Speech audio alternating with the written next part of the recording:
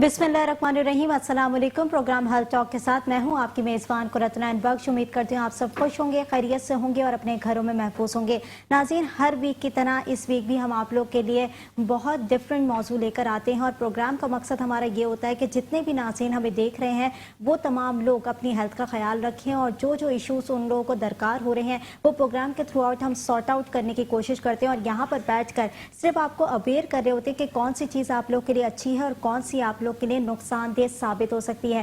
Health talk का मकसद basically यहाँ पर ये होता है कि यहाँ पर हमारे साथ प्रोफेशनल डॉक्टर मौजूद होते हैं, उनसे हम उनकी राय लेते हैं, उनसे डिस्कशन करते हैं, आपकी प्रॉब्लम्स के बारे में उनसे पूछते हैं और साथ ही साथ आप लोग को उनका सॉल्यूशन भी बताते हैं कि कौन सी चीज़ आप लोग के लिए बेहतर साबित हो सकती है और कौन सी चीज़ आप लोग के लिए नुकसानदेह साबित हो सकती है। बहुत सारी कॉल्स भी हमें मौसूल होती हैं, बहुत सारे लोग अपनी परेशानी हमसे डिस्कस करते हैं प्रोग्राम के थ्रू आउट, हम उनको वो भी बता रहे होते हैं। और हेल्थ बहुत इंपॉर्टेंट होती है इंसान की, क्योंकि कहते हैं ना, जान है तो जहान है। अगर आप लोग की सेहत इंपॉर्टेंट है तो ही तमाम चीज़ें आप लोग की ज़िंदगी के अंदर बहुत अच्छी साबित हो सकती हैं। सेहत के साथ ही तमाम चीज़ों को आगे लेकर चला जा सकता है। तो आज जो हम लोग प्रोग्राम के अंदर मौजू लेकर आए हैं, जिस तरीके से मैंने पिछले वीक मौजू रखा था वो डेंटल इश्यूज़ के ऊपर रखा था कि दांतों की प्रॉब्लम बहुत ज़्यादा बढ़ गई थी, और इस बार जो मैं इशू लेकर आई हूँ वो है ओरल कैंसर के ऊपर, यानी माउथ कैंसर, जो बहुत ज़्यादा जो है सोसाइटी के अंदर रिवॉल्व हो चुका है और बहुत सारी नौजवान नस्ल में देख रही हूँ कि इसमें इन्वॉल्व होती जा रही है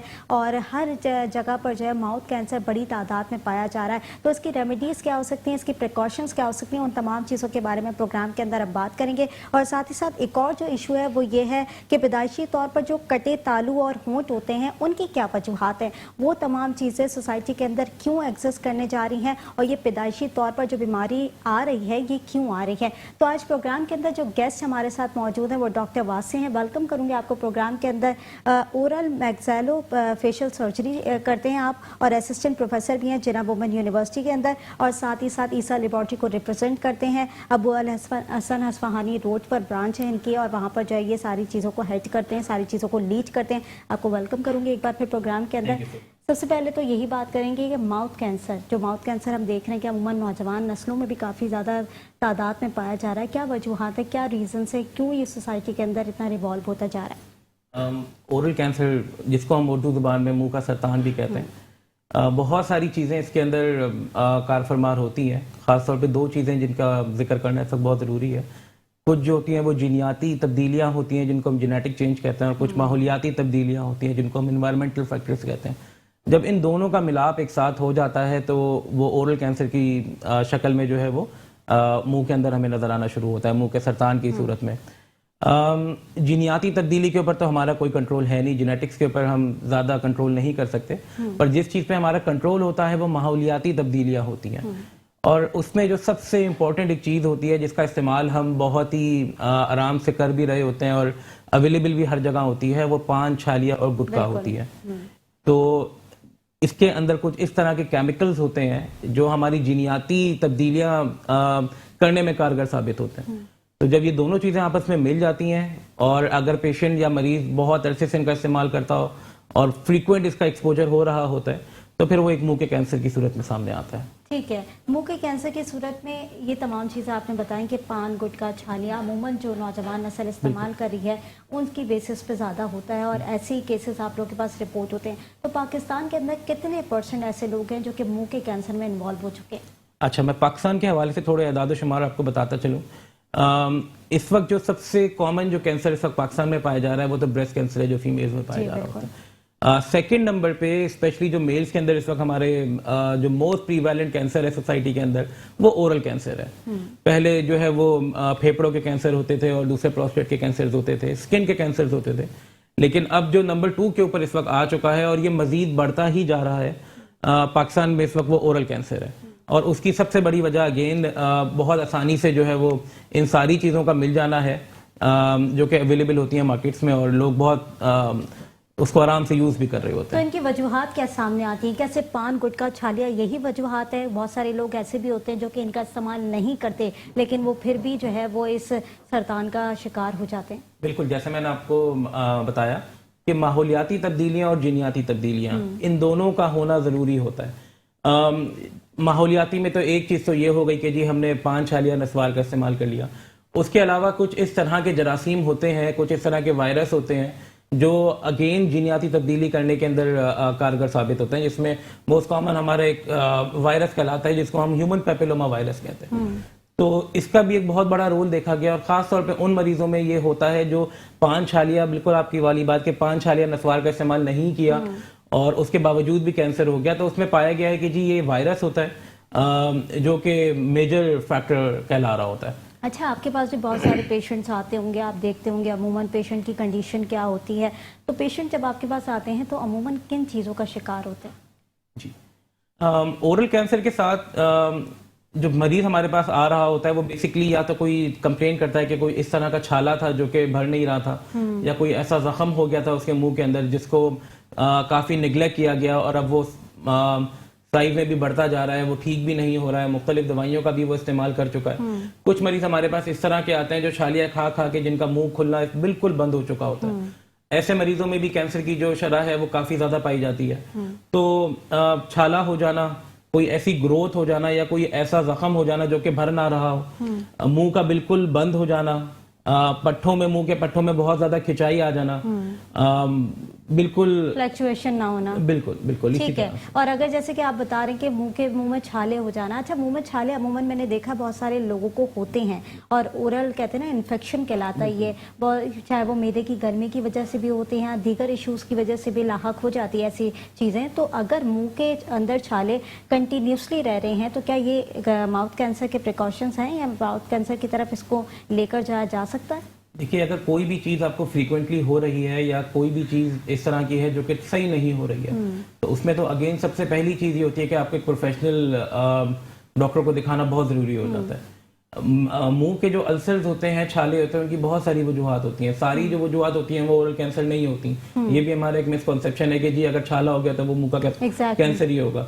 بہت ساری جو وائٹامنس کی کمی کی وجہ سے بھی، گیسٹرک ایشوز کی وجہ سے بھی، بالکل ان ساری وجہوں سے بھی السر ہو رہا ہوتا ہے. اگین آپ کو جو پروفیشنل ڈاکٹر ہوگا جب تک وہ دیکھے گا نہیں، کیونکہ جو اگر ہم اسپیشلی سرطان کی بات کریں، کینسر کی بات کریں، اس کے چھالے بھی یا السر بھی ایک اسپیسیفک طریقے کے ہوتے ہیں. جی، اور اس میں ایک سب سے بڑی بات جو میں عوام کو آپ کے توسط سے بتانا چاہوں گا کہ کوئی بھی منہ کا اگر چھالا ہے تو اس کو آپ لائٹلی نہیں لے سکتے. اور اس کی ایک ڈیفائنڈ کیٹیگری ہے کہ اگر 2 ہفتے سے زیادہ کوئی بھی ایسا زخم ہوگا جو کہ نہ بھر رہا ہو یا اس میں بہتری نہ آ رہی ہو، کوئی بھی ایسا زخم، یعنی ودن 15 days، تو آپ نے لازمی جو ہے وہ ڈاکٹر سے ریویو کرنا ہے. اس کو آپ پھر لائٹلی نہیں چھوڑ سکتے. ٹھیک ہے. اچھا، یہ چھالوں کی کس طریقے کی ٹائپس ہوتی ہیں؟ جیسے کہ ابھی آپ نے کہا کہ ڈفرینٹ ٹائپس ہوتی ہیں. ایک السر تو ڈفرینٹ طرح کا ہے، وہ السر کے ایشوز کچھ اور ہوتے ہیں، وہ اورل انفیکشن بھی کہلا سکتا ہے. لیکن اگر سرطان کی بات کریں تو سمٹمز سب سے پہلے کیا کریٹ ہوتے ہیں؟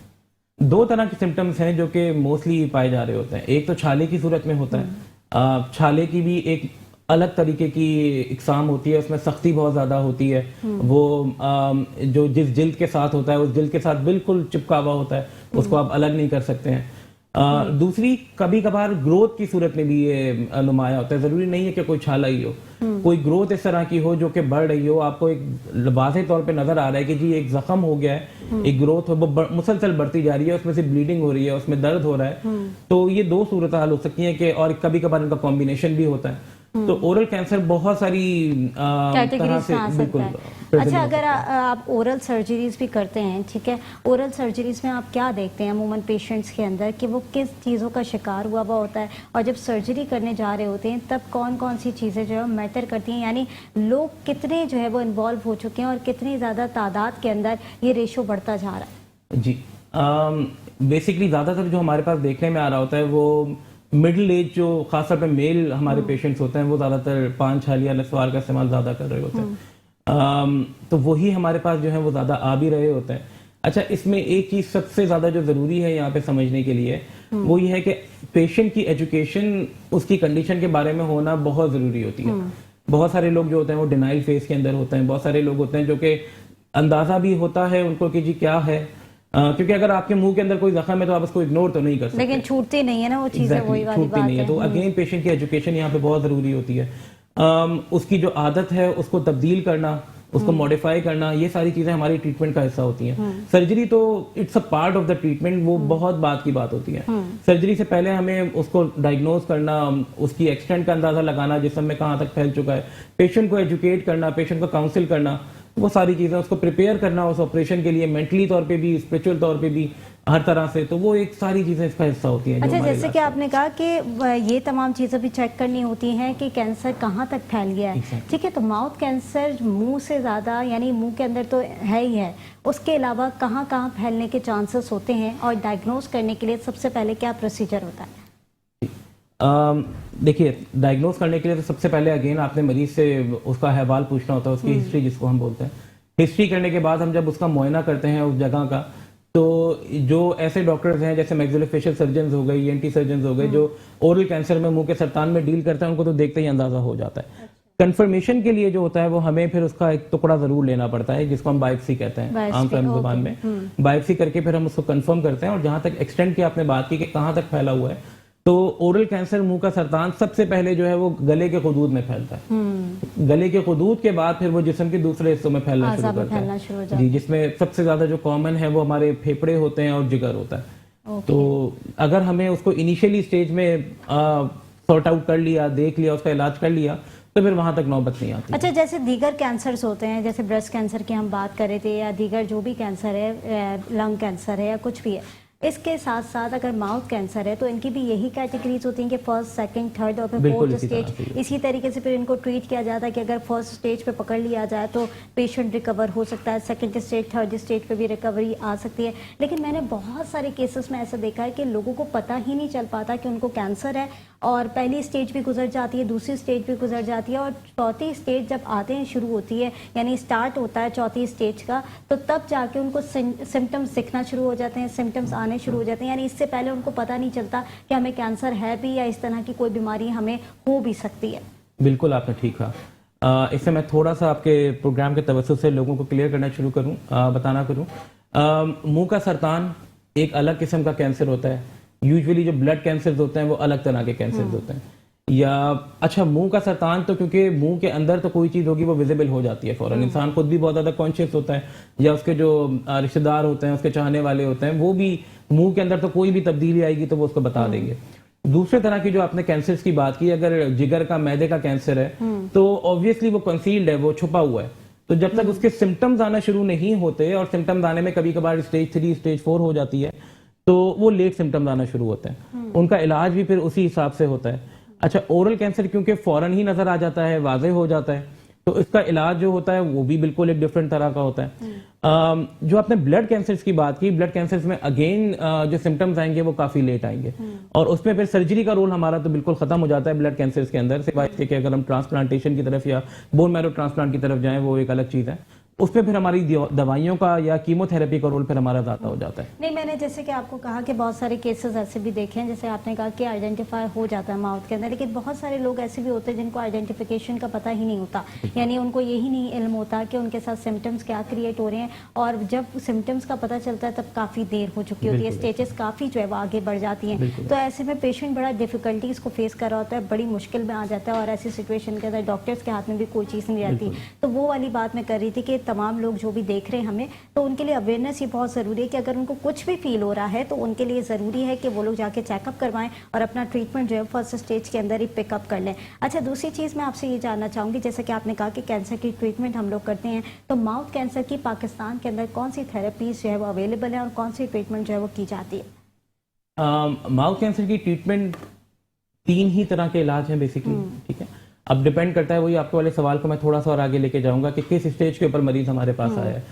کچھ اسٹیجز ایسی ہوتی ہیں جس میں کینسر کو کیور کرنا ہمارے لیے پاسبل ہوتا ہے. تو ایسی اسٹیجز کے اندر تو جو نمبر 1 ہمارے پاس آپشن ہوتا ہے وہ یہ ہے کہ ہم سرجری کر کے اسے پورے کینسر کو نکال دیں. اور اس کے بعد جو ہمارے پاس آپشنز آتے ہیں وہ پھر شعاؤں کے, جس کو ہم ریڈیشن تھراپی کہتے ہیں, اور along with the chemo therapy, کہ ہم اس کو دوائیاں بھی جو ہے وہ شعاؤں کے ساتھ لگوا رہے ہوتے ہیں. کچھ ایسے مریض ہوتے ہیں جو آپ والی بات کی جی اتنے لیٹ اسٹیج کے اندر آئے کہ اب ان کا علاج پاسبل ہی نہیں ہے, ہمارے لیے مکمل کینسر کو جسم سے نکال دینا پاسبل نہیں ہوتا. تو ایسی صورت میں پھر ہم پیلیٹیو ٹریٹمنٹ کی طرف جا رہے ہوتے ہیں.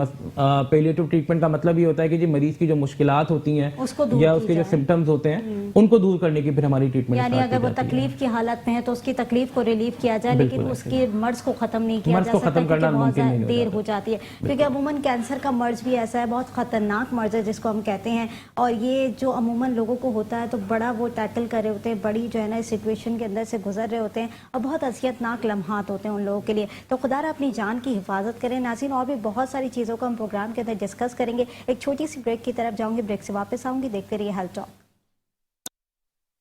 ویلکم بیک ہیلتھ ٹاک میں ایک بار پھر خوش آمدید. ناظرین, بریک پر جانے سے پہلے جس طریقے سے ہم بات کر رہے تھے کینسر کے حوالے سے کہ ماؤتھ کینسر کے اندر کون کون سی سٹیجز آتی ہیں جس میں آپ لوگوں کو پتہ چلتا ہے کہ آپ لوگ جو ہے وہ ڈاکٹر سے رجوع کر لیں, اور بہت ساری چیزیں ہم پروگرام کے اندر ڈسکس کر رہے تھے. اور جس طریقے سے ہم آپ کو بتا رہے تھے کہ چھالیا, گٹکا, ماوا, یہ تمام چیزوں کا استعمال جو آپ لوگ کر رہے ہوتے ہیں وہ آپ لوگ کے لیے بڑا نقصان دہ ثابت ہوتی ہیں, اور یہ تمام چیزیں آپ لوگ کو پتہ ہوتی ہیں کہ آپ کے لیے نقصان دہ ہیں, پھر بھی آپ لوگ اس کا یوزیج کرتے ہیں. اور ساتھ ہی ساتھ اگر میں اتنی بڑی آپ کو ایگزامپل دوں کہ سگریٹ کے ڈبے کے اوپر باقاعدہ پکچر بنی ہوئی ہوتی ہے کہ آپ کے منہ کا حال کچھ اس طرح سے ہو جائے گا اور ماؤتھ کینسر ایسے ڈیولپ ہوگا آپ کے منہ کے اندر, لیکن پھر بھی آپ لوگ اسموکنگ کر رہے ہوتے ہیں. بے تحاشا آپ لوگ ان تمام چیزوں کو دیکھتے ہوئے بھی اسموکنگ آپ کے لیے عام ہو جاتی ہے, اور تمام چیزیں آپ لوگ جو ہے وہ خود اپنے لیے جو ہے وہ مصیبت کا گڈھا کھودتے ہیں. تو تمام چیزیں آپ لوگ کے لیے بڑی نقصان دہ ہیں. ان تمام چیزوں کو آپ لوگ جو ہے مد نظر رکھتے ہوئے اپنی زندگی کے فیصلے خود کر سکتے ہیں کہ کون سی چیز آپ کے لیے بہتر ہے اور کون سی چیز آپ کے لیے نقصان دہ ثابت ہو سکتی ہے.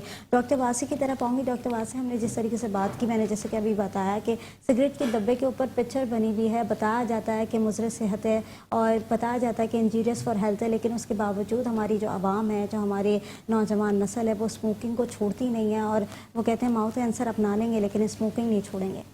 جی بالکل, آپ کی بات صحیح ہے. تھوڑی سی لیک آف اویئرنیس کی اس میں کنٹریبیوشن ہے, تھوڑا سا لیک آف ایجوکیشن کا اس کے اندر ہے, اور تھوڑا سا بلکہ کافی زیادہ اگر میں کہوں کہ گورنمنٹ کا بھی اس میں لیکن میں نے تو بڑے پڑھے لکھے لوگوں کو بھی اسموکنگ کرتے ہوئے دیکھا ہے. میں نے تو بڑے جو ہے کہتے ہیں نا کہ پی ایچ ڈی لوگوں کو بھی اسموکنگ کرتے ہوئے دیکھا ہے, لیکن وہ کہتے ہیں کہ نشے کی لت لگ گئی ہے تو وہ چیز جو ہے وہ چھوٹتی نہیں ہے. بالکل ایسی ہے, بالکل ایسی. تو وہ کہتے ہیں کہ ہم موت کو اپنا لیں گے لیکن نشے کو نہیں چھوڑیں گے. حالانکہ بڑی بری بات ہے, آپ کے ساتھ آپ کی پوری فیملی جڑی ہوئی ہوتی ہے, ان تمام چیزوں کو سوچنا چاہیے. اچھا, ماؤتھ کینسر کی جہاں بات کر رہے تھے تو اس کا ڈائگنوس ہونا کتنا جو ہے وہ ثابت ہو سکتا ہے کہ لوگ کس طریقے سے کن کن مراحل سے گزر کر ڈائگنوس کے لیول تک جاتے ہیں؟ دیکھیں, علاج کا سب سے زیادہ دار و مدار ہی ڈائگنوسس کے اوپر ہوتا ہے. جتنا جلدی آپ نے اس کینسر کو پکڑ لیا اتنا ہی علاج اس کا آسان بھی ہوگا اور اتنا ہی کامیاب بھی ہوگا. ڈائگنوسس میں سب سے پہلے ایک تو مریض کو خود اپنا معائنہ کرنا ہوتا ہے. اگین میں نے جیسے بتایا تھا بریک سے پہلے بھی, کوئی بھی ایسا زخم جس کو 2 ہفتے سے زیادہ گزر چکے ہیں اور وہ ہیل نہیں ہو رہا, وہ ٹھیک نہیں ہو رہا, اس میں بہتری نہیں آ رہی ہے, تو آپ نے فوراً جو ہے وہ اپنے قریبی معالج سے جو ہے وہ رجوع کرنا ہے. جن لوگوں کو انفارچونیٹلی منہ کا سرطان ہو جاتا ہے تو اس کے اندر اگین ہم پھر معائنہ کرتے ہیں ان کا, اور اس کے بعد پھر بائپسی ہمیں کرنا لازمی ہوتا ہے. ایک چھوٹا سا گوشت کا ٹکڑا ہوتا ہے جس کو ہم لیتے ہیں اور پھر اس کو ٹیسٹ کروانے کے لیے بھیجواتے ہیں. پھر ہمیں اندازہ لگانا ہوتا ہے کہ جی اس کی اسٹیجنگ کہاں تک ہے, اب یہ کہاں تک پھیل چکا ہے, جسم کے کس حصے میں یہ پہنچ چکا ہے. تو اس کے لیے پھر ہمارے پاس سی ٹی اسکینز ہوتے ہیں, ایم آر آئیز ہوتے ہیں اور دوسرے ٹیسٹ ہوتے ہیں, ان کو پھر ہم کرواتے ہیں اور اسی کے مطابق پھر ہم جو ہے وہ پیشنٹ کا علاج جو ہے وہ ترتیب دیتے ہیں. ٹھیک ہے, ایسی چیزیں کیا نارملی پائی جاتی ہیں کہ اگر میں پیشنٹ کی بات کروں تو انیشیلی اسٹیج پر اگر کور کر لیا جائے تو پیشنٹ ریکور ہو جاتا ہے, لیکن اگر اسٹیجز آگے چلی جائیں تو نقصان دہ ثابت ہو سکتی ہے. اچھا, بہت ساری سچویشن کے اندر میں نے ڈاکٹرز کو یہ بھی کہتے ہوئے سنا ہے کہ کینسر کے جو سیلز ہوتے ہیں وہ وقتی طور پر سو جاتے ہیں لیکن کبھی ختم نہیں ہوتے, یعنی ان کو کب جاگنا ہے یہ اللہ کے اوپر ڈپینڈ کرتا ہے کہ وہ 1 گھنٹے میں جاگے یا اگلے سال جاگے یا 2 سال میں جاگے یا 10 سال کی ڈیوریشن آف ٹائم کے اندر جاگے, لیکن کینسر کے سیل جو ہے وہ کبھی بھی جو ہے وہ ختم نہیں ہوتے, وہ وقتی طور پر صرف سو جاتے ہیں. بالکل ایسے ہی ہے. جینیاتی تبدیلیوں کے بارے میں نے آپ کو شروع میں بتایا, وہ ہمارے بس میں نہیں ہوتی. جو جینیٹک چینج ایک مریض کے اندر ہو گیا ہے, ماحولیاتی تبدیلیوں کو تو آپ پھر بھی اپنے کنٹرول میں لا سکتے ہیں. چھالیا کھانا چھوڑ دیں, غذا کو اپنی خیال رکھیں, منہ کی صفائی کا اپنا خیال رکھیں, ساری چیزوں کو, سگریٹ اسموکنگ, یہ ساری چیزیں آپ چھوڑ دیں. لیکن اس کی وجہ سے ایک دفعہ جو جینیائی تبدیلی ہو چکی ہے, جو جینیٹک چینج آ چکا ہے, اس کو صحیح کرنا ہمارے بس میں نہیں ہوتا. آپ اس کینسر کو تو بالکل نکال دیتے ہیں جو آپ کو نظر آ رہا ہوتا ہے, آپ نے اپنے حساب سے علاج بھی بہت اچھا کر دیا ہوتا ہے, لیکن کیونکہ اب اس ایک سیل کی ٹینڈنسی ہے کہ جی میں نے کینسر سیل کو بنانا ہے, تو اب وہ کبھی بھی دوبارہ ٹریگر ہو تو اس سکتی ہے. سیلز کو ختم کیوں نہیں کیا جا سکتا؟ کیونکہ پاکستان کے اندر کیا ایسی ٹیکنالوجیز موجود نہیں ہے جس کی وجہ سے یہ جو کینسر کے سیلز ہیں ان کو ختم نہیں کیا جا سکتا، بیماری ختم نہیں ہو سکتی بلکہ وقتی طور پر صرف سو جاتی ہے؟ کینسر کو ختم کرنا تو بالکل پاسبل ہے، لیکن جو وہ والے سیلز جو ہیں جو جینیٹک چینج ہوا ہے وہ تو اس وقت پوری دنیا میں اس وقت کہیں پہ کوئی اس طرح کی چینجز نہیں ہے، اس طرح کا علاج نہیں ہے کہ وہ جو جینیٹک چینج ہمارا ہو رہا ہے کسی طرح سے اس سیل لیول کے اوپر جا کے اس کو وہیں پہ روک دیں. اس طرح کی تو ابھی تک پوری دنیا میں کوئی اس میں بہت زیادہ ایڈوانسمنٹ ہو رہی ہیں، لیکن کہیں بریک تھرو ابھی تک اس کی ٹریٹمنٹ ہمارے پاس انفارچونیٹلی ابھی تک نہیں آئی ہے. چلیں ٹھیک ہے ڈاکٹر واسف، ذرا دوسری طرف آتے ہیں، کٹے ہونٹ اور تالو کی بات کر لیتے ہیں. جو پیدائشی طور پر عموماً ہم دیکھ رہے ہوتے ہیں کہ بچہ نیو بورن بیبی جب پیدا ہوتا ہے تو وہ ان تمام چیزوں کا شکار ہوتا ہے، تو یہ کیا سچویشن ہوتی ہے، کس صورتحال سے گزرتے ہوئے وہ اس طرح سے جو ہے وہ سفر کر رہا ہوتا ہے زندگی کے اندر؟ بہت سارے بچوں کو دیکھا بھی ہوگا جن کے جو پیدا ہوتے ہیں تو ان کے ہونٹ کٹے ہوئے ہوتے ہیں، تالو کٹے ہوئے ہوتے ہیں. اس کی اگر ہم وجہ کی بات کی جائے تو اس وقت پوری دنیا میں ایگزیکٹ ایک وجہ تو کوئی بھی نہیں بتائی جا سکتی کہ اس وجہ سے جو ہے وہ یہ بیماری کے ساتھ بچہ پیدا ہوا ہے. اس میں بھی اگین جینیٹک چینجز اور انوائرمنٹل چینجز ہوتے ہیں، جینیائی اور ماحولیاتی تبدیلیاں ہوتی ہیں. ایک جو اس میں فیکٹر جو پوری دنیا نے اس کو تسلیم کیا ہے اور پاکستان میں بھی اور پوری دنیا میں مانا جاتا ہے وہ فولک ایسڈ کی کمی ہے. جب ماں حاملہ ہوتی ہے اور اس وقت اگر اس کو فولک ایسڈ کی زیادہ کمی ہو تو ایک یہ فیکٹر ہے جو کہ پوری دنیا میں اس وقت تسلیم کر لیا گیا ہے کہ یہ ایک وجہ ہو سکتی ہے، لیکن ایگزیکٹ اس کی کیا وجہ ہے یہ ابھی آج تک ریسرچ چل رہی ہے اور اس پر بھی آج تک کنفرم نہیں ہو سکا کہ اس کی ایگزیکٹ وجہ کیا ہے. تو ان بچوں کی ٹریٹمنٹ کا مراحل کیا ہوتے ہیں؟ ان بچوں کی ٹریٹمنٹ کیسے کی جا سکتی ہے؟ کٹے ہونٹ اور کٹے تالو سے ظاہر ہے لوگ بچے بولنے میں بھی دشواری محسوس کرتے ہوں گے اور تھوڑے تھوڑے جیسے جیسے بڑے ہوتے جاتے ہوں گے تب ان کو اور زیادہ مشکلات کا شکار ہوتے جاتے ہوں گے، تو ان کے لیے کیا ٹریٹمنٹ ہے؟ ان کے مختلف ایج کے اندر آپریشن اسٹارٹ ہو جاتے ہیں. اس میں اگر صرف کٹا ہونٹ ہے تو کٹے ہونٹ کا آپریشن ہم 3 مہینے بعد کبھی بھی کر سکتے ہیں. 3 مہینے سے لے کے سب سے اچھا تو یہ ہوتا ہے کہ آپ شروع کے ہی 3 مہینے جیسے ہی بچہ 3 مہینہ ہو اور اس کا وزن صحیح ہو، اس میں خون کی کوئی کمی نہ ہو، اس کو اور کوئی بیماری نہ ہو تو اس کو آپریشن کر دیا جائے. سب سے جو یہاں پہ میں آپ کے پروگرام کے توسط سے عوام کو بتانا چاہوں گا کہ تالو جن لوگوں کے کٹے ہوئے ہوتے ہیں، جن بچوں کے کٹے ہوئے ہوتے ہیں، ان کا اگر وقت کے اوپر آپریشن نہ ہو تو ان کی آواز جو ہوتی ہے وہ ساری زندگی کے لیے جو ہے وہ تھوڑی سی ناک والی ہو جاتی ہے، جس کو ہم نیزل ٹون کہتے ہیں کہ اب جب بچہ بولتا ہے تو وہ ایسا لگتا ہے کہ جی ناک سے بول رہا ہے. تو اس کی سب سے جو امپورٹنٹ ایج ہوتی ہے وہ 8 مہینے سے 16 مہینے تک ہوتی ہے. تو اگر کوئی بھی ایسا بچہ جس کا تالو کٹا ہوا ہے تو میں آپ کے پروگرام کے توسط سے ان کو بتانا چاہوں گا کہ لازمی ایسے بچوں کا علاج 8 مہینے سے لے کے 16 مہینے تک کروا لیں تاکہ ان کی جو آواز ہے اس کے اندر کوئی تبدیلی نہ آئے اور وہ آگے جا کے ٹھیک رہے. اچھا، میں نے بہت سارے ایسے لوگ دیکھے ہیں، بہت سارے ایسے ماں باپ دیکھے ہیں جو کہ اگر میں انٹیریئر کی بات کر لوں یا میں دیہات کی بات کر لوں، وہاں پر اگر بچہ ایسا پیدا ہو جاتا ہے یا کٹا ہونٹ یا کٹا تالو اس کا جو ہے وہ بچپن سے اس چیز کا وہ شکار ہوتا ہے تو بڑی جو ہے نا عجیب سے کانسیپشنس بنائے جاتے ہیں کہ بھئی کہیں چاند گرہن یا سورج گرہن کے پاس تو نہیں چلا گیا اور ماں وہاں تو نہیں چلی گئی تو اس کی وجہ سے بچہ اس طریقے سے پیدا ہوا ہے. تو یہ تمام کانسیپٹس کیوں بلڈ اپ کیے جاتے ہیں؟ کیا اس تمام چیزوں کے اوپر کوئی ریسرچ نہیں کی گئی ہے؟ کیا کوئی اویئرنیس کیمپین نہیں چلائی گئی ہیں؟ بالکل آپ نے صحیح فرمایا. خاص طور پہ جو انٹیریئرز ہیں اور جہاں پہ تھوڑی سی اویئرنیس کی کمی ہے، تعلیم کی کمی ہے، وہاں پہ یہی سمجھا جاتا ہے. خاص طور پہ ماں کو سارا بلیم دے دیا جاتا ہے کہ جی ماں کی وجہ سے یہ ساری چیزیں ہوئی ہیں یا ماں پہ کسی چڑیل کا سیب کا سایہ ہے یا ماں منحوس ہے، اس طرح سے بہت ساری چیزیں. تو میں آپ کے پروگرام کے توسط سے بتانا چاہوں گا کہ ایسا کچھ بھی نہیں ہوتا اور یہ سارے جو کانسیپٹس ہیں وہ بالکل غلط ہے. اگین اس کے اندر جو سب سے امپورٹنٹ چیز ہے وہ جینیاتی تبدیلی ہے اور ماحولیاتی تبدیلی ہے. فولک ایسڈ کی کمی جو ڈٹرمن کی گئی ہے کہ جی یہ سب سے بڑا اس کا پازیٹیو فیکٹر ہے، اس کو اگر ٹھیک کیا جائے اور اویئرنیس بالکل چل بھی رہی ہے، مختلف NGOs کی طرف سے بھی چل رہی ہے، ڈاکٹرز کی طرف سے بھی چل رہی ہوتی ہے. اور سب سے امپورٹنٹ چیز جو ایجوکیشن کی تھوڑی کمی ہے، اویئرنیس کی کمی ہے، اس کو صحیح کرنے کی تھوڑی سی ضرورت ہے. تو میجورٹی جو آپ کے پاس کیسز آتے ہیں وہ کس طرح کے آتے ہیں، کس نوعیت کے کیسز آتے ہیں؟ زیادہ تر جو بچے ہوتے ہیں وہ میل نرشڈ ہوتے ہیں، میل نیوٹریشڈ ہوتے ہیں، جو ایسی جگہوں کے ہوتے ہیں جہاں پہ کھانے پینے کی کمی ہوتی ہے، نیوٹریشن کی ڈیفیشنسی ہوتی ہے. تو اگین ان بچوں کو ہمیں پوری طریقے سے ایویلیویٹ کرنا ہوتا ہے. صرف آپریشن کر دینا تو اس چیز کا علاج نہیں ہوتا. میں بتاتا چلوں کہ اس کے آپریشن بھی 5 سے 6 آپریشن ہوتے ہیں جو کہ جب تک بچہ 18-19 سال کا نہیں ہو جاتا یہ آپریشن چلتے رہتے ہیں. پہلا آپریشن ہم ہونٹ کا کرتے ہیں جو کہ 3 مہینے پہ کرتے ہیں, پھر تالو کا آپریشن کرتے ہیں جو کہ 8 سے 16 مہینے کے درمیان میں کروانا بہت زیادہ ضروری ہوتا ہے. اس کے بعد پھر مسوڑے کی ہم سرجری کرتے ہیں جو کہ پھر 11 سے 12 سال کے اندر ہم اسٹارٹ کرتے ہیں. پھر جبڑے کی سرجری ہوتی ہے, وہ ہم 16 سال کی عمر کے بعد کرتے ہیں.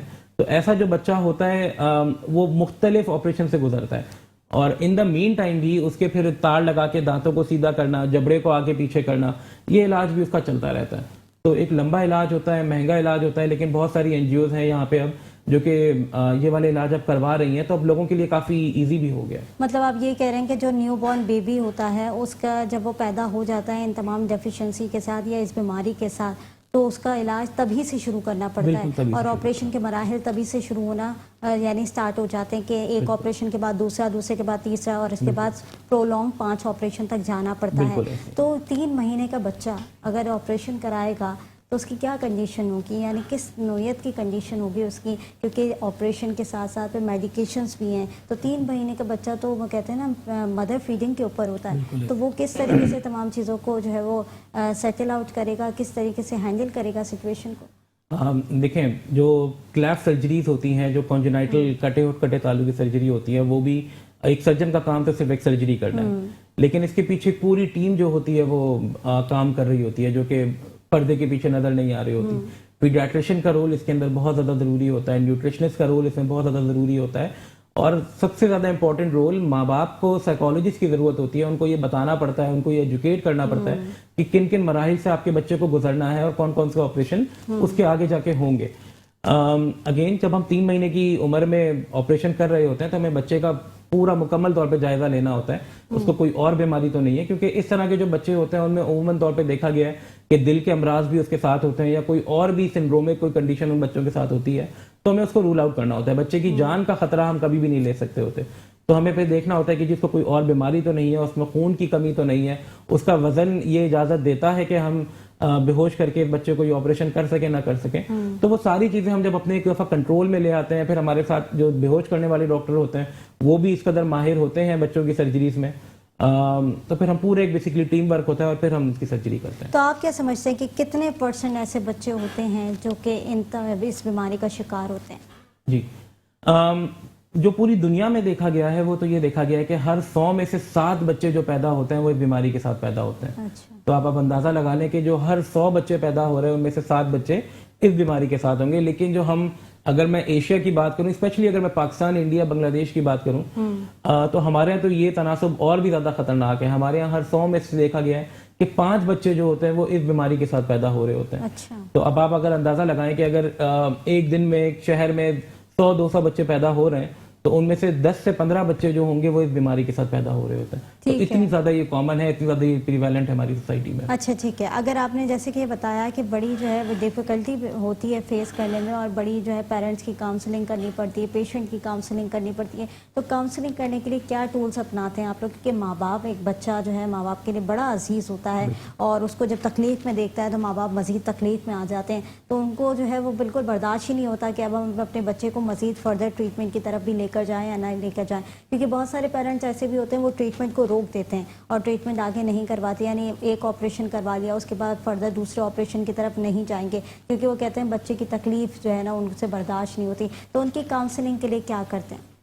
دیکھیں, پیشنٹ کو تو ایجوکیٹ کرنا, اس کے خاص طور پہ بچہ تو چھوٹا سا ہوتا ہے, اس کو تو آپ کچھ نہیں کر سکتے. ان کے پیرنٹس کو ایجوکیٹ کرنا بہت ضروری ہوتا ہے. سائیکالوجسٹ کی ہم لوگ ہیلپ لیتے ہیں اس میں, خود بھی جو ہے وہ ان کو بتاتے ہیں اس حوالے سے. دیکھیں کیونکہ 2 مسئلے آتے ہیں.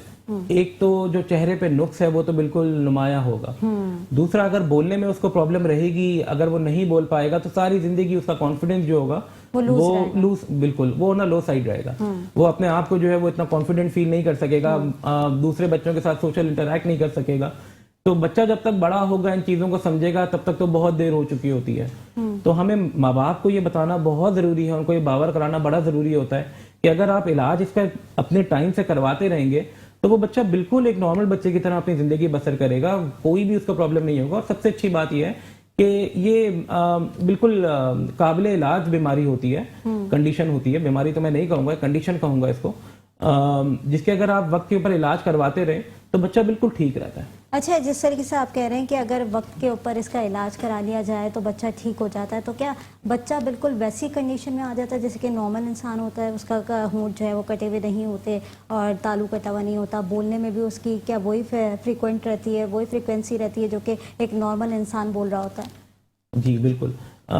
دیکھیں، آپریشن کر دینا تو ایک چیز ہے، لیکن جیسے میں نے آپ کو بتایا کہ 16 سال 17 سال تک اس کے مختلف آپریشن ہوتے رہتے ہیں اور اس کے بیچ میں بھی ان کا علاج چلتا رہتا ہے. تو آپریشن تو بالکل ہم لوگ کر دیتے ہیں، اس کے ساتھ ساتھ بہت ساری اور چیزیں ہوتی ہیں، جیسے اسپیچ تھراپی کی ایسے بچوں کو ضرورت پڑتی ہے، آواز کی ورزش کی ان کو ضرورت پڑتی ہے، تو اسپیچ تھراپسٹ ہمارے ساتھ اویلیبل ہوتے ہیں. وہ ان کو ورزش بتاتے ہیں کہ جس طرح سے آپ نے زبان میں کس طرح سے آپ نے بولنا ہے، کس طرح سے آپ نے بولنے کا طریقہ کس طرح سے صحیح ہوگا، ان کی پوری ایجوکیشن ہوتی ہے.